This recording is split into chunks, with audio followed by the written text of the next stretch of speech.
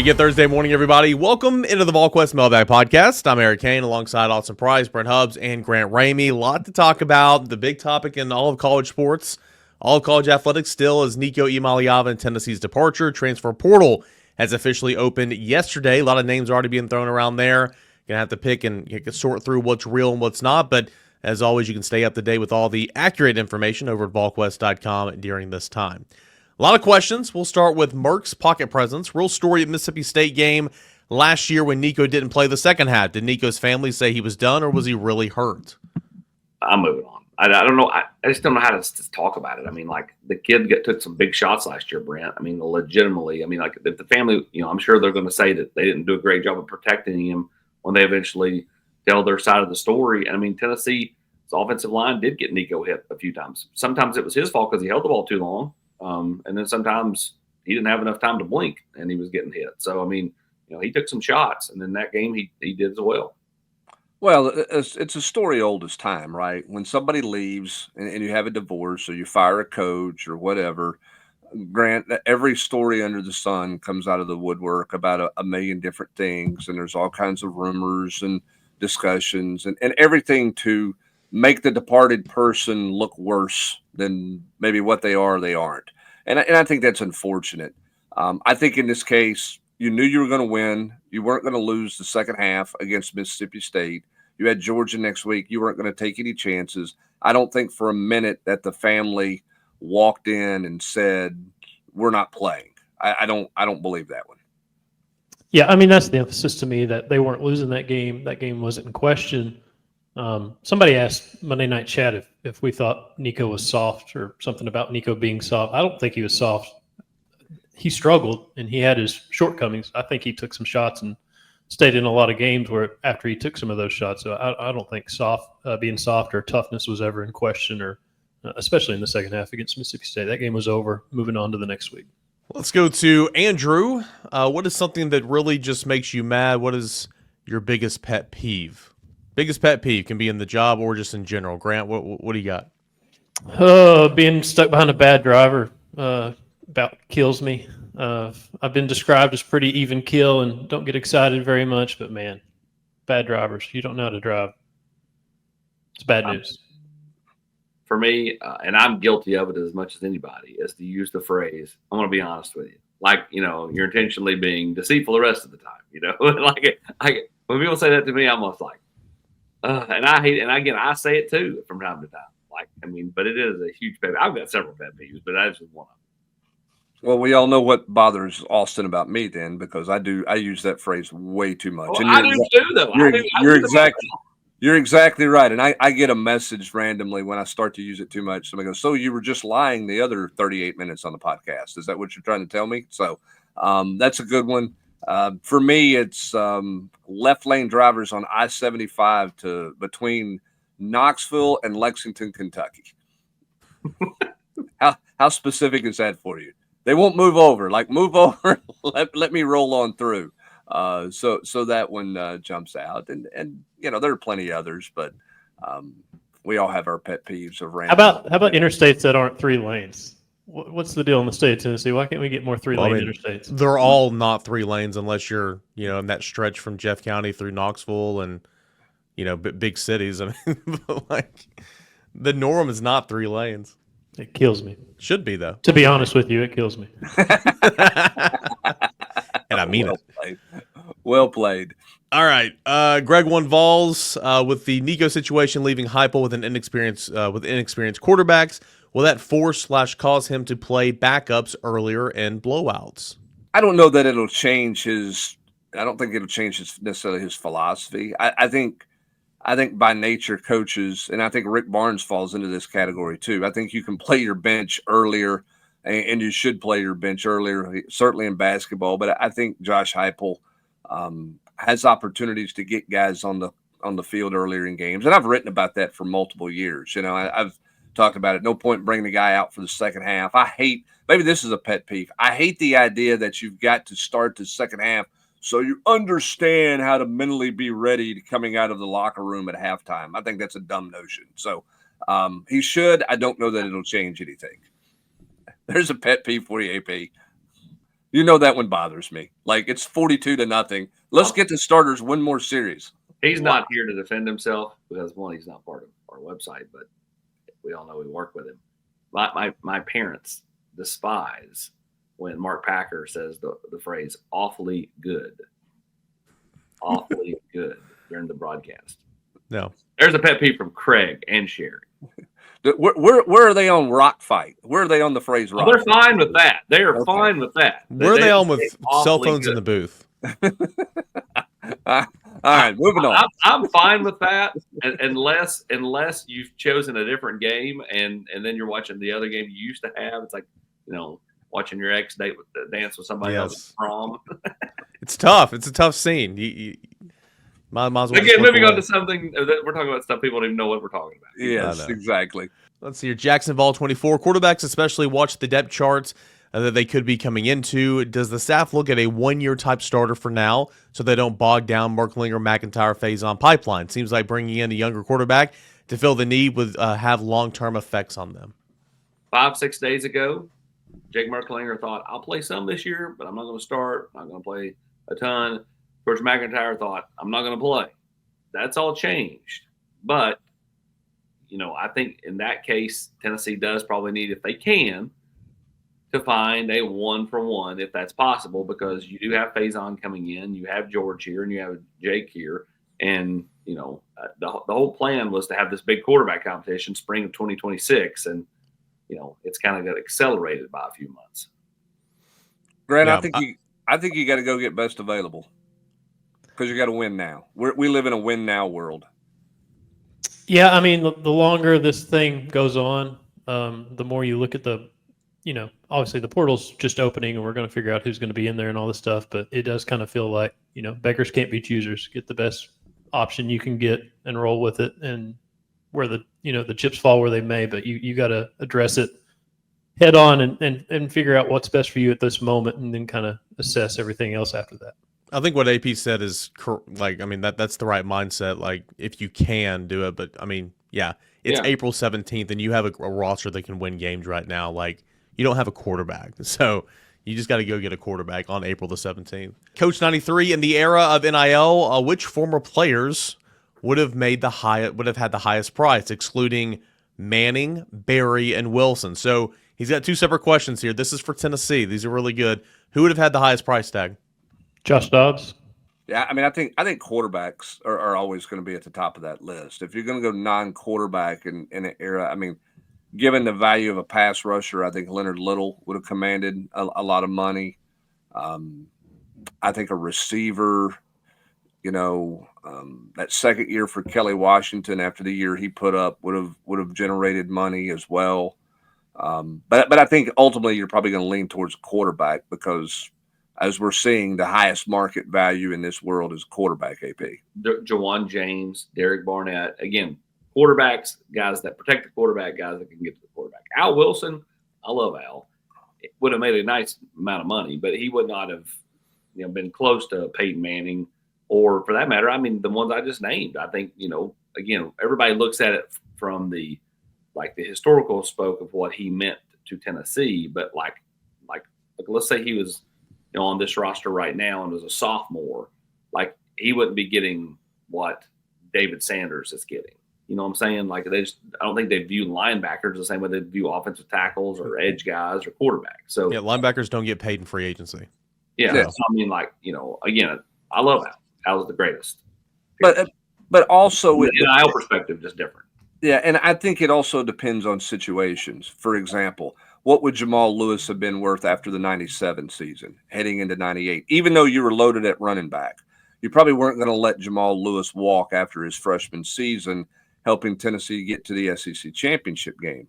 In the same vein during that time, Grant, how much leverage would T. Martin have had heading into the 98 season when you look at the rest of the quarterback options they had on their roster at that point?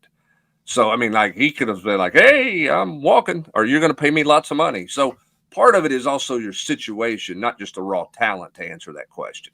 Yeah, Hubs, go ahead, Grant. No, go ahead, AB. Go ahead. No, seriously, go ahead. I was going to say, Hubs, if you had to deal with NIL dating back to T. Martin, would you still be doing this? No, I don't think so. It would have been wild, man. Holy smokes. It was fascinating. Again, I talked about this on our 10-minute drill after the game Saturday. I love Saturday, the orange and white game, because you can see all those former guys. And I mean, I sat there and talked to them a lot about NIL, and every one of them, Eric Berry, Marquez North, whoever, right? And they're like, I'm glad we didn't play in that era. I get it. I think instead of I think a lot of people think, oh, I bet you these guys wish they had gotten paid. A bunch of them, even the ones that end up going to a pro career versus not a pro career, we're all saying the same thing. They all just acknowledge, yeah, I mean, it's nice to think about, but at the same time, man, it would have been such a headache. It would have changed their college experience, the whole deal.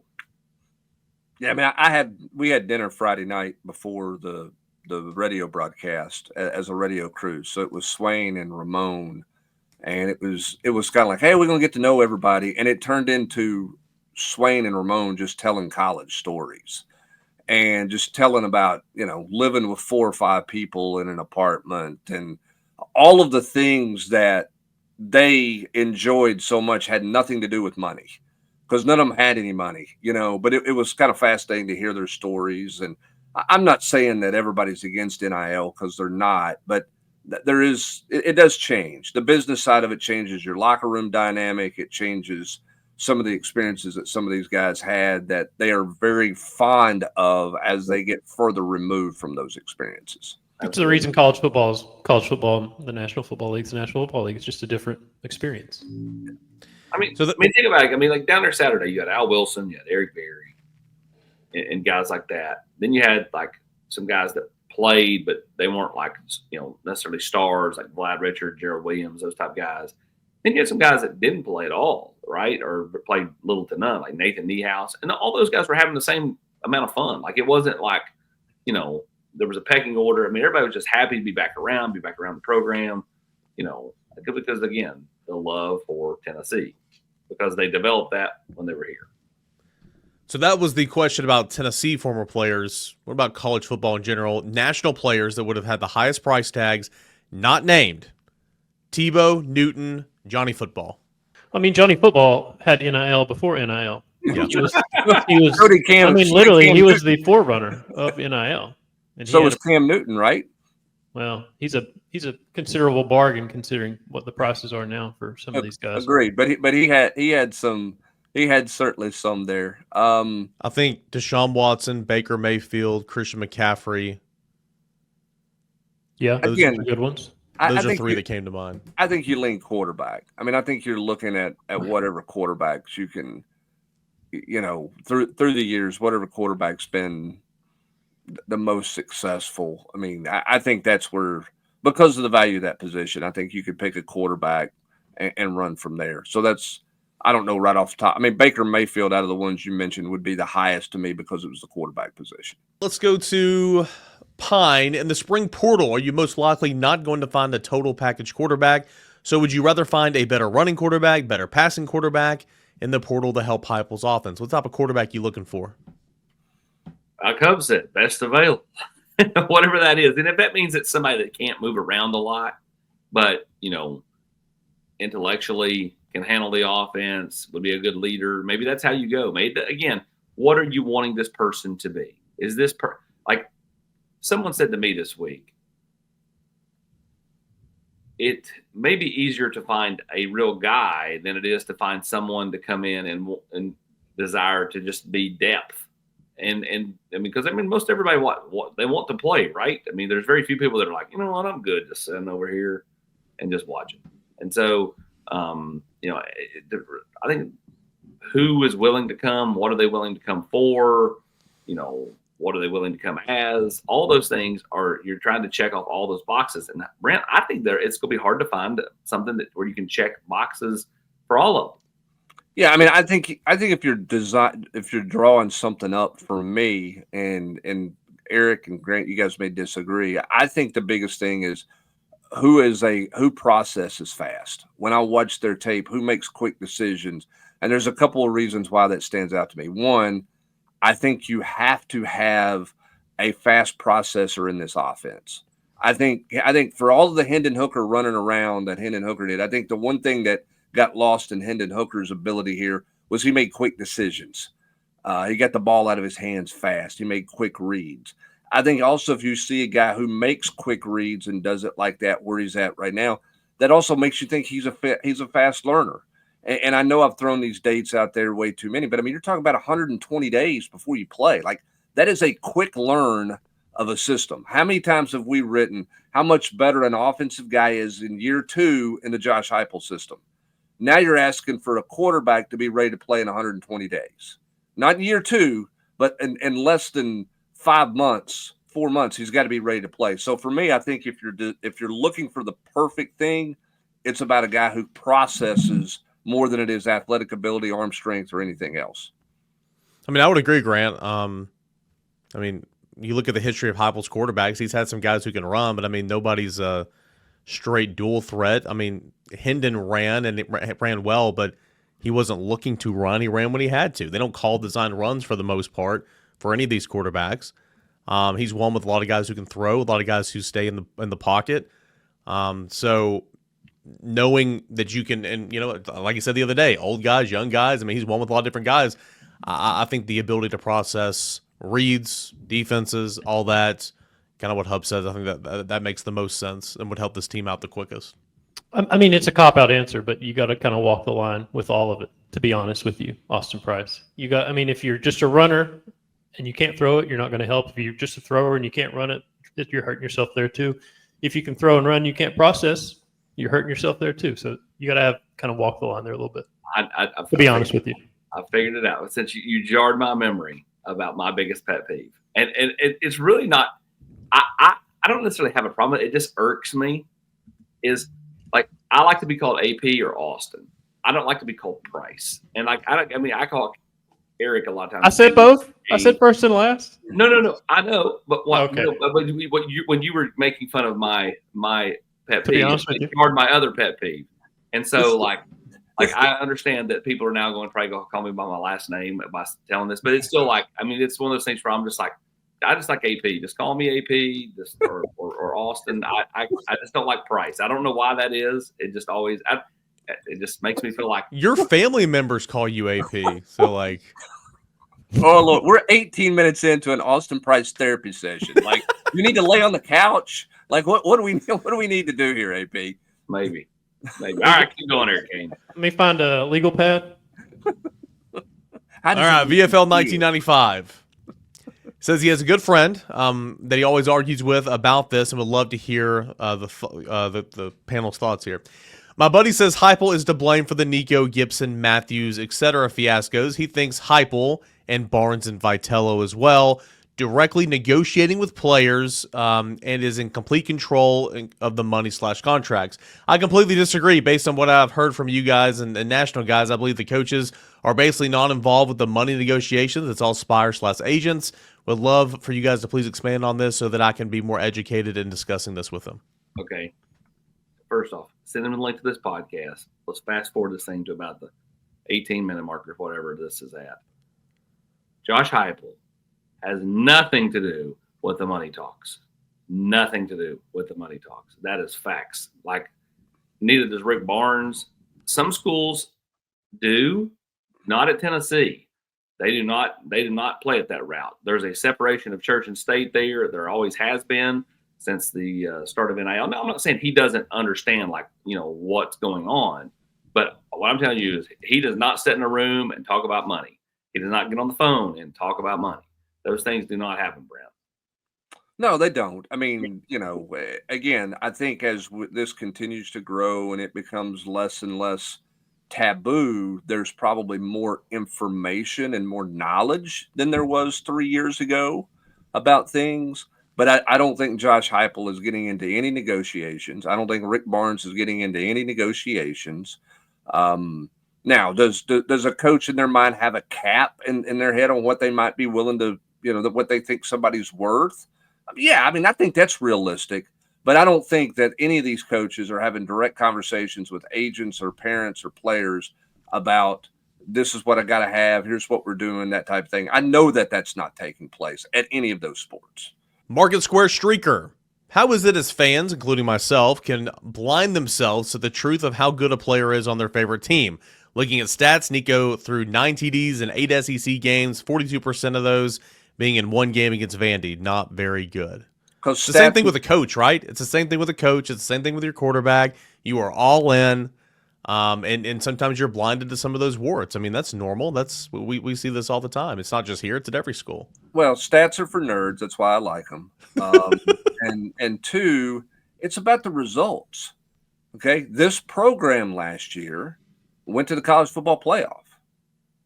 So what's the belief? The belief is that, yeah, Nico wasn't great, but Grant, he wasn't a disaster. If he was a complete disaster, you're not in the playoff. Yep. And so it's about big picture results, and the big picture result was that Tennessee got to the playoffs, so you like what you got coming back. Hey, we're a playoff team, and here's what all we return, including a quarterback that we think will be better in year 2 in the system, because that's what history says is going to happen anyway. Well, let's be honest, MarketSquareStreaker, nobody blinded themselves. Like August to December was nothing but Nico discussion and why isn't he playing better? Why isn't he hitting these balls down the field when he's got open guys? Why is this not happening and that not happening? When you beat Alabama, when you beat Florida, and when you're in playoff contention all year, obviously you can kind of look past that stuff a little bit because you're still relevant. You have something to play for. I think in Nico's case, you're not judging Nico if Nico's still here on a first-year starter. Is this what he is? Can he get better? Is this the first step towards what he can be? Is he going to keep producing? Is he going to keep progressing and developing? But when he's done after 1 year, then you start kind of looking back over those numbers, and you're obviously looking at it in a different light because, he's out, he's in the portal. That stuff's over. And then you kind of look back and say, okay, well, yeah, X number of touchdowns came against Vandy, Chattanooga, whoever the other non-conference opponent was. I can't even remember at this point. And, X came in the other SEC games. So I think you start looking at it different based on the light in which you're judging the player. If he's still here, maybe you're thinking he can improve down the road, but he's gone and you think he wasn't very good for his 1 year here, or his 1 year as a starter here. Nashville 615, what happened with Nico in Long Beach Poly in high school? Were there any red flags that you saw in his recruitment? I have no idea. No clue what happened with any of that. I know there was talk of him going back, and then that just didn't work out because he was there, left, and was going to go back, and then it just didn't happen. But no, I don't know what happened there. And here's the other thing. I mean, the kid was on the other side of the United States, right? So I mean, like, for any of us that deal with recruiting, I mean, like, you're just seeing it from a small lens, up at the moon, looking back down at the earth. Like, you're not seeing what's going on in California or Arkansas or whatever. Sam Smith, 2233. Cain, what are you going to do with AJ this weekend? Tuesday night, Tony Vitello made it clear that he was going to bring him out of the bullpen this weekend, that, Tegan Kuntz deserves to pitch on weekends and probably in a starting role. So, I mean, this can evolve. I'm not saying this is obviously going to be the end-all, be-all. I even ask the question, if he's coming out of the bullpen, is he going to be continued to stretching out to be ready to eventually slide down? And Vitello said, yeah, he went to the bullpen and, just like he did the last couple Tuesdays and finished off his throwing session. So AJ's going to be in the bullpen this weekend. So how I would use him is, I mean, that's another high leverage arm, right? He's probably going to start an inning. It's going to be a clean inning, not going to come in with 2 on, 2 outs and all that. But where you go for the win on Fridays and Saturdays, right? Like Doyle to Loy, Snead, if you need it on Friday, that frees up a Russell to maybe come in behind a Phillips, a Russell as a bridge, and then to somebody. I mean, it all kind of depends on what the game is. So I'm not necessarily holding AJ until Sunday. Plus, you got a nice little 1-2 combo of freshmen there as well. But it just kind of throwing him when it makes sense when games are close. But he's going to get some work in this weekend, and then from there we'll see what happens. But I mean, he's cleared, he's back, he's building up. Even if he comes out of the bullpen and throws just an inning and a third or whatever, he is building up, and his role will continue to evolve as the season goes along a little bit. The Cats are going to play small ball with Phillips being Doe and Burns 2.0 and controlling the run game. How much of a worry is that? Yeah, it's absolutely a worry right now until he proves that he can control it. I know it was one game, maybe it was an outlier, but give Ole Miss credit. They watched film, they saw tells, they were going to attack him with runners on, and they did. 5 steals in the first inning, 7 steals against him. Speaking with Charlie Taylor on the porch coming up, I mean, you got to mix up the timing. You got to throw over there to first base, even if you know you're not going to pick him off. You got to throw over there to first base. You got to come set, hold it a little bit longer, mix up the timing. He didn't do any of that in the first inning against Ole Miss, and they literally had a field day against him. So he's got to mix up the timing, and until he does that, and until we see him next time out, yeah, that is a worry because Kentucky's going to run every single time they get on base against him. That is a fact, and I would too. All right, is Barnes still involving Ziegler and Mashak and the evals of potential transfers for cultural fit and assimilation? Grant, has that ever been a thing? Yeah, he's leaned on players heavily, just in terms of, during visits saying, spend time with this guy and give me your feedback on what you think of him as a fit in the program. If he's relying on Zakai and Jemiah at this point, I'm not sure. I'm sure he would if they're around. And it's convenient to both sides. But at the same time, you've got Cade Phillips, you've got JP Estrella, you've got guys on this roster that have been around for 2 years that have, played a lot of winning basketball, know what the culture is about, been around Zakai and Jemiah for those 2 years for a long time now, been to a couple of Elite Eights. So you got guys on your current roster that you can rely on in terms of, is this guy going to be a fit or not, and go from there. But if Zakai Jemiah's around, then yeah, probably. The Nico situation, go ahead. We saw Jordan Gainey at the orange and white game on Saturday, and they had Rodney Rice in. So I'm not saying that Jordan Gainey was some kind of spy for Rick, but they were all a bunch of those guys were all hanging around. So I'm sure there was some conversation that takes place there. I saw he had an earpiece in. He was giving direct feedback. He's talking into his shoe. That's an old school. That's Maxwell Smart, baby. Now that's my jam. When I was a kid, Nick at Night, Get Smart. Oh, gosh, man. 99. The Nico situation on the surface has been handled as well as it could be from the Tennessee side. Heupel and company making the decision to move on speaks volumes on the culture that's been created. What are the odds this Vol team bonds together and are better off because of everything that's unfolded? Brent, I think Saturday was great. I think it was awesome. Everybody said the right things, but it's kind of like when you come off that retreat, you're on a mountaintop, right? It's what's 2 weeks, 3 weeks, 4 weeks down the line. Like, where are you? And that's going to be the challenge for this team. And of course, they're going to add players in the portal and all that, but we don't know. But I think it's very possible that they could bond together and come together and rally, because I think that's kind of the mindset of some of these leaders on the team. Yeah, we're going to see over time, right? It's all going to be roses right now. That, hey, great move and smart move. Don't get held hostage. Blah blah blah. All these things we've heard and we're going to continue to hear. They don't win games in the fall, then everybody's going to be critical of everything. I think that the big challenge for this team, when I look at where they are right now, is who's going to, and I know Miles Kitselman's going to be out there, and I know we talked about this a little bit, I think, on the Tuesday podcast, that Kitselman's going to lead, but he is in a sling, and he's going to be in a sling for a while. Who is helping lead this offense to do all the little things you have to do day in and day out in the summertime, in the offseason here, besides Kitselman, who physically is going to be holding everybody accountable through voluntary workouts and all those types of things to help this team go? Right now, yes. The answer to that is sure, they're all rallied around it. But you're right, Eric. How long does that last? Does that carry them all the way through? Or is that just kind of a passing notion with some guys? Only time's going to tell on that. Brandon_SV, a non-Nico question. Now the spring practice is over. Who do you think improved the most from beginning to end? Any early enrollees impress you more than you expected? Rodarius Jackson. On both questions. For me. Brent, you got any? I would certainly put Rodarius Jackson in there in terms of a guy who improved a great deal. I think David Sanders got better from the start of spring to the end of spring. I would put him into that category as well. I think Caleb Beasley on defense is a guy who was better at the end of spring than he was at the beginning of spring when he was adjusting to a new position at safety. That doesn't mean he's going to start. Yeah, that doesn't mean he's going to start. That doesn't mean he's that. But he has bettered himself through the 15 days of work that he had to put him in a better position to contribute to this team beyond special teams this fall. Sham's probably in that conversation as well on the offensive line. Now, he's not an early enrollee or anything, but a guy that finished strong. He gives Tennessee some options in the interior. Yeah, I think he was better the back half of spring. I think Peyton Lewis was better the back half of spring.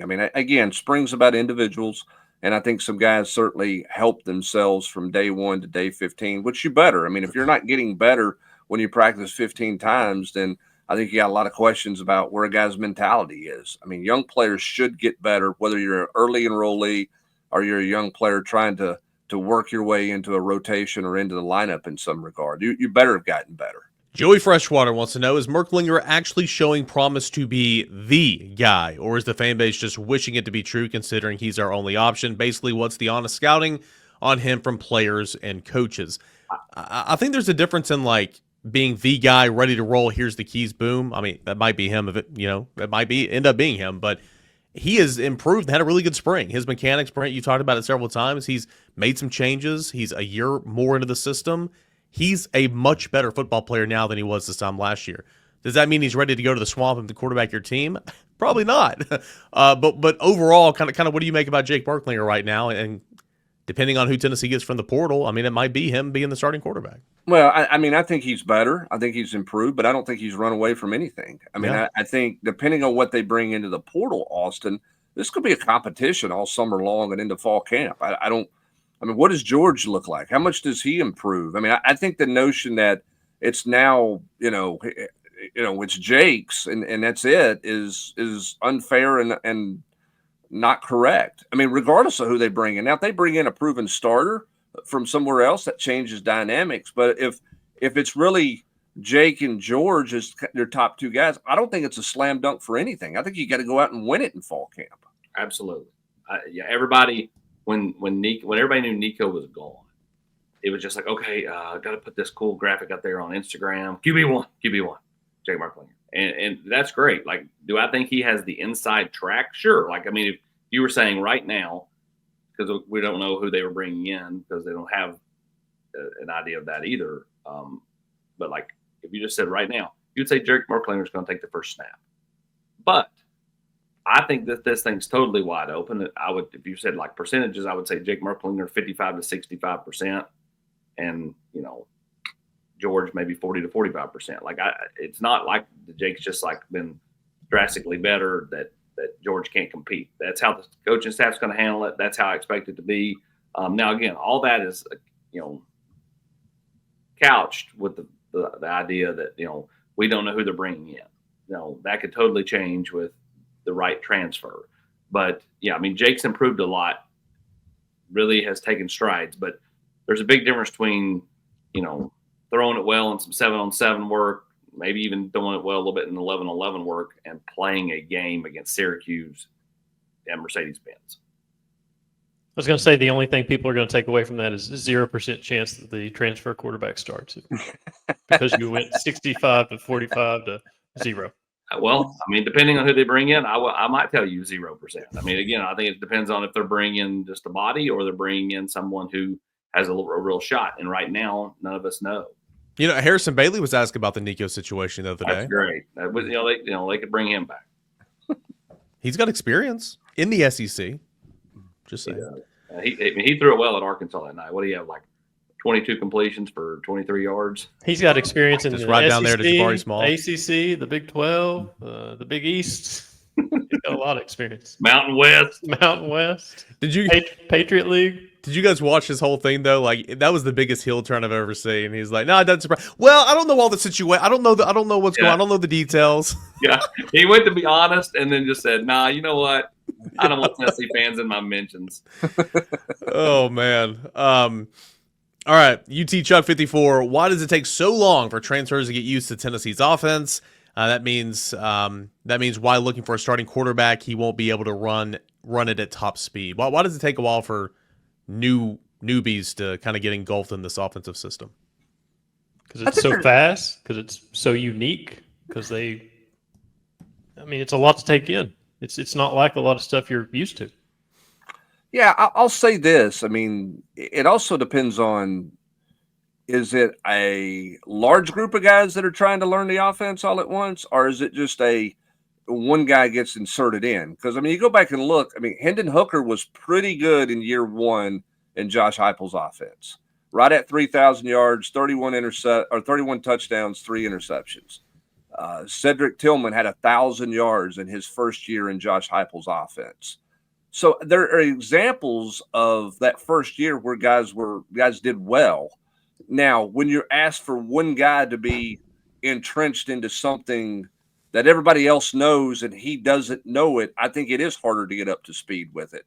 But that first year where everybody was trying to figure it out, however Josh Heupel taught it, and I know defenses adjust to it. I know that conversation's out there.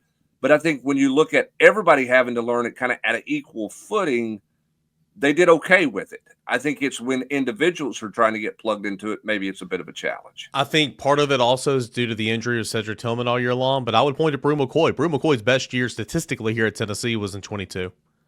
And he was Tennessee's second leading receiver. He had I want to say 700-800 yards receiving. And I get that was a boom year, Tennessee led the nation in offense and all that, but that was his first year in the system. And then he dealt with injuries the rest of the way. But, I would also point to that one as being a real good success story for a receiver potentially coming in to be the transfer portal or just a guy in general in the first year in this offense. Well, and I think that's why the quarterback's got to be smart. Whoever you bring in has got to be a fast learner. I think one of the things with Hendon Hooker is he grasped it. It was an easy grasp for him to figure it out. And obviously he ran with it in that first year when he got his opportunity. So we'll see. I think this is an interesting decision. What's available and what does this coaching staff elect to do? And that's why Josh Heupel makes $9 million to make these decisions. And here's a question that very easily could be outdated literally 5 minutes after we get done recording this podcast. We'll see several visits from quarterbacks that go into the portal, or will Tennessee have a pretty good idea of a target of who they want? Is Tennessee going to bring in several guys for the portal, or does Tennessee kind of know, all right, we like these 5 guys, we're going to attack these guys? I think if it's a power 4 guy, I think Tennessee will have an idea of who they might have a shot with, that type of thing. If it's a lower level group of 5 FCS top quarterback, I think you could see them bringing multiple guys. I'm gonna say it's gonna be a 1-for-1. They're gonna bring in whoever they get is gonna be the only guy they bring in for a visit, because I don't think quarterbacks are gonna openly take multiple trips. I think this is all gonna be done, and then they take the one trip, similar to what we saw with like Jacoby Gillespie makes his decision to Tennessee in basketball, and that's the only trip he makes. I don't think you're going to see a bunch of quarterbacks out there taking 4 or 5 official visits in the spring. I could be wrong, but I don't see that. I haven't seen that really in the past with transfer quarterbacks. They sort of go where they know they're going. Here's one thing to keep in mind too: names that are put out there, I would take them with a grain of salt. I think some of them will be probably legit, and I think some of them will be names that are floated out there because agents want to use Tennessee's big opening as a way to get their client more money at this current school they're at. Why not, right? If you can get a little bit of a bump, So we've all been through coaching searches here. We know how that works. Yeah, Well, and even if they don't get a big bump, how much more revered are you at that school if you say, hey, if it gets leaked out there, well, Tennessee was really interested, but my client never had any interest in it. He never even took it. How much more do the fans love that guy and make that guy more revered? There's all kinds of gamesmanship that's going to take place here. It's on par if Mike Gundy is rumored as Tennessee's next starting quarterback. I was going to say the code word is I can shake loose in Dallas. I can shake loose in Dallas. That's how you get a raise from your current. Mike Gundy interviewed in his own home for the Tennessee job with Dave Hart. And then he interviewed in Dallas. That's the only quote I remember from that big document purge is I can shake loose in Dallas. A follow-up here from the poster. Ultimately, how fast do you see securing a portal quarterback playing out? Oh, I think – go ahead, Grant. I was going to say not fast enough. Needs to be yesterday. Exactly. As fast as they can get there. But I don't it's probably not going to be fast enough for everybody because they didn't have anybody announce Wednesday morning at 8:30 that they were coming to Tennessee. But Tennessee clearly wants to go fast because you got receivers who want to know what this thing's going to look like.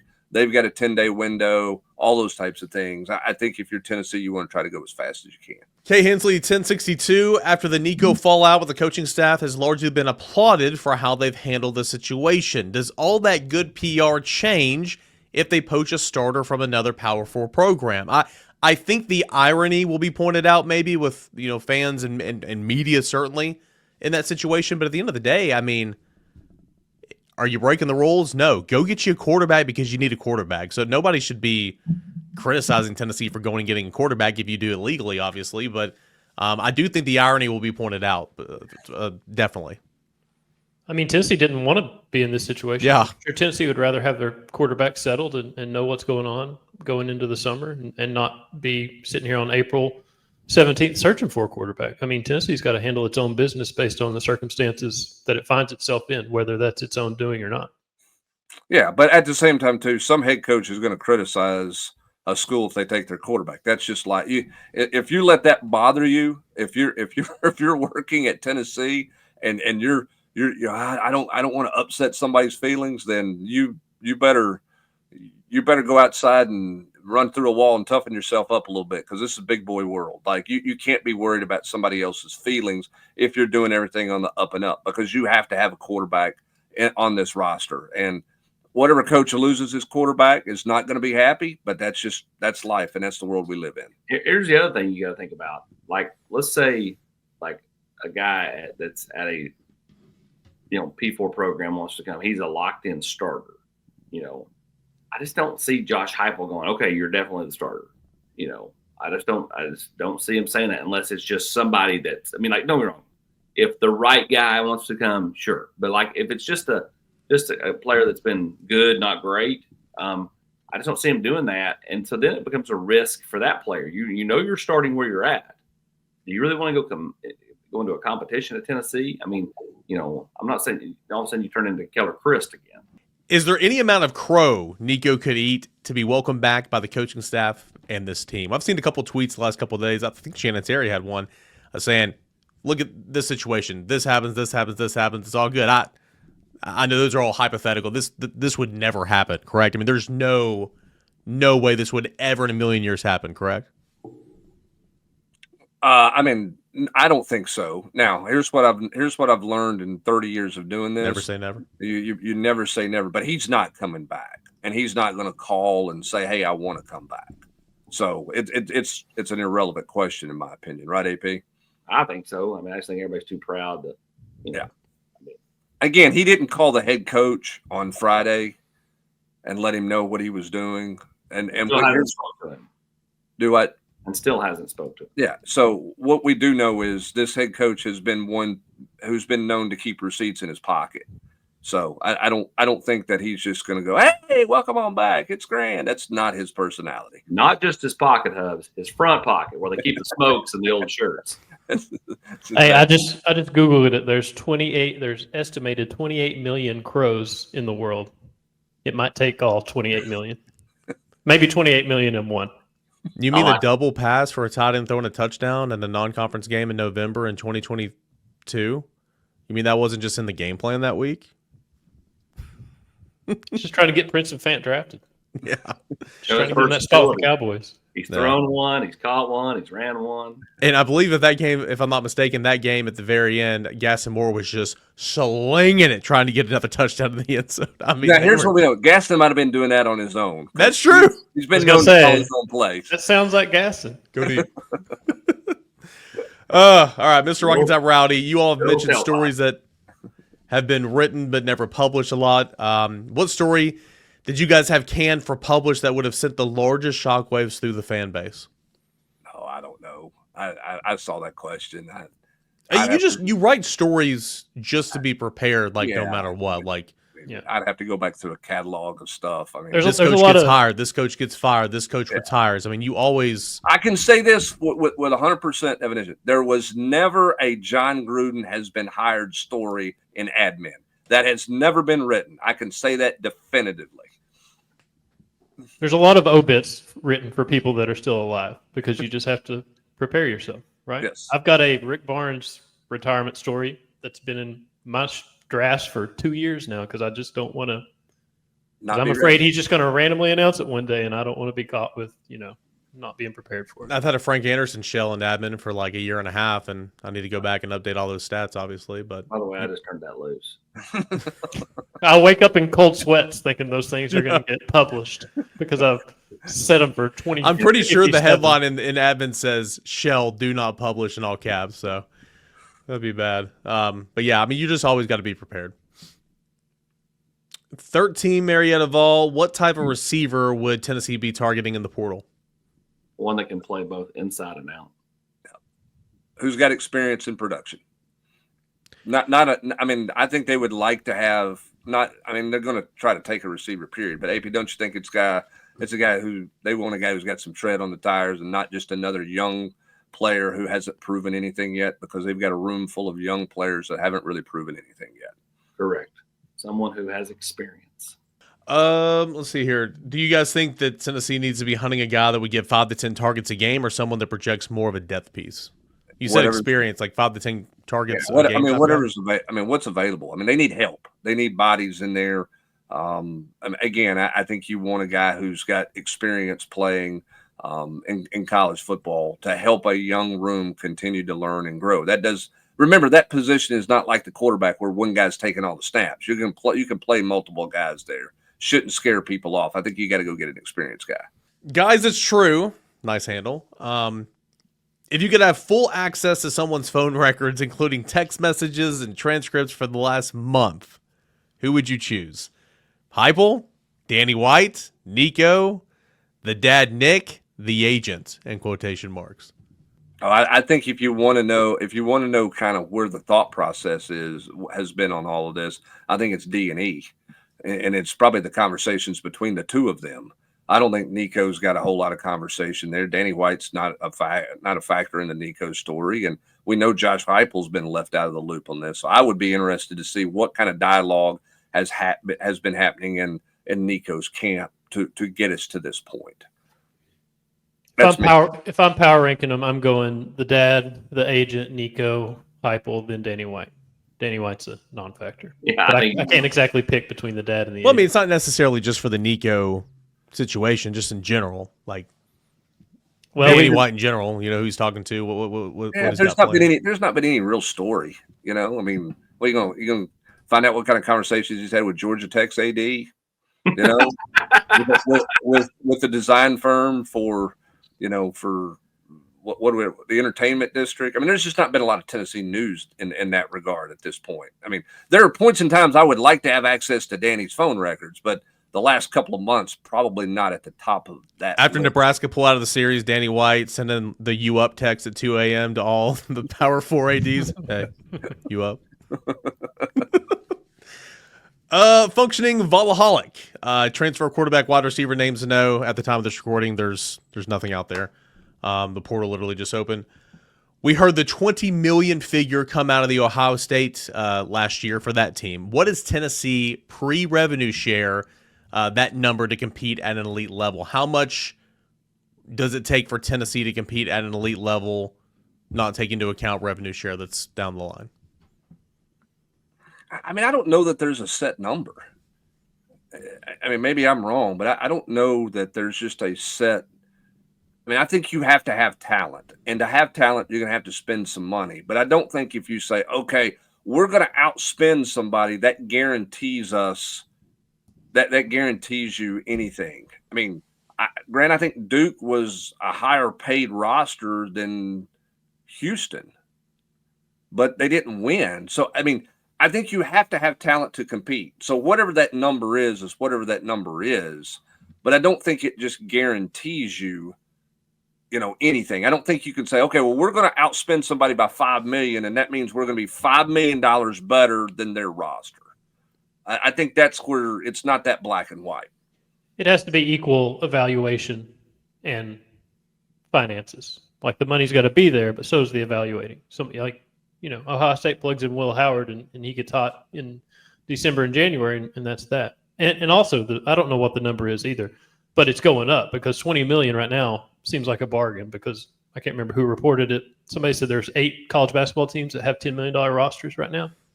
Like, that's 13 scholarship players. And you're talking about a 85 scholarship football team that's built with $20 million. Like, that's a bargain. And some of Tennessee's greatest successes probably has been bargain guys when you look at it. But yeah, I mean, the number's not going down. It's not going to get cheaper to do business at the elite Power 4 level. I don't see the salary. I mean, that's why rev share is already built in to go up, like the salary cap does in the NFL. I'm like, the rev share number for next year, not this coming year, but the following year is going to be higher than this year's rev share number. So it's only going to get more expensive. Arkansas basketball spent, I don't know how many millions on their basketball roster, and they barely made the tournament. I mean, they made the Sweet 16. They went to the Sweet 16. Should have been in the Elite Eight. As whatever they were, number 7 and number 10, 11. I can't even remember what the number was. But it's about, do the pieces fit together once you get the pieces? Yeah. I mean, there wasn't a freshman that played in the Final Four, I think is that the stat. There wasn't any 5-stars maybe in the championship game. Like, it's going to be about not just the money, but finding the guys that fit, that work for your system, that work for your roster, and putting those pieces together. Yeah, and I know we're out of time, but let me quickly say this. I think in basketball, it's easier to make a run and your roster expense be cheaper. I think in football, it's harder to do because you've got to have more. You got to have more guys. One guy gets hot in basketball, you can make a serious run, or one team gets hot. Football, that's a little bit harder to do. So I still don't think you're going to see a bunch of Cinderellas in basketball. I think we're past that point. It's not going to be necessarily 4 number 1s every year in the Final Four, but I do think we're moving past a bunch of Cinderellas because of the finances. But in football, I think that money is going to carry more weight. It's going to be hard to see someone jump up with a next to nothing budget in football and be a playoff contender. Out the door, Gator Dog's got a good question. Just quickly throw out some position groups or whatever. I know it's not this simple, but if you were Coach Josh Heupel and had $2.4 million to spend on in the portal, what are you going after? Well, I'm a quarterback. And then I don't know how much I have left over. I was going to say, how much that 2.4 are you willing to spend on a quarterback? I might have to add to it on a quarterback. I don't know. Depends on who's available out there. Now, if you end up with a quarterback who is not that expensive and you've got money left over, then I need a wide receiver and I probably need another defensive tackle. That's probably my top 3 places that I'm going in the portal. But it starts and ends with the quarterback position for me. Good questions, as always, here on the Volquest Mailbag Podcast every Thursday morning. We do the Volquest Podcast on Tuesdays. We take mailbag questions on Thursdays, so big thank you for sending those in. A lot going on right now. No better place to stay up to date than all of this with the transfer portal officially opened. Tennessee looking for a quarterback. Nico, conversation still very much alive and well, all that and more. You can talk about it and hang out with us over on the Journal's Quarters at volquest.com. Plus, Tennessee basketball transfer portal visitors, Tennessee baseball happening right now. Volquest is the place to be. For Grant Ramey, Austin Price, Brent Hubbs, I'm Eric Cain. Thanks so much for joining us here on the Thursday morning Volquest Mailbag Podcast.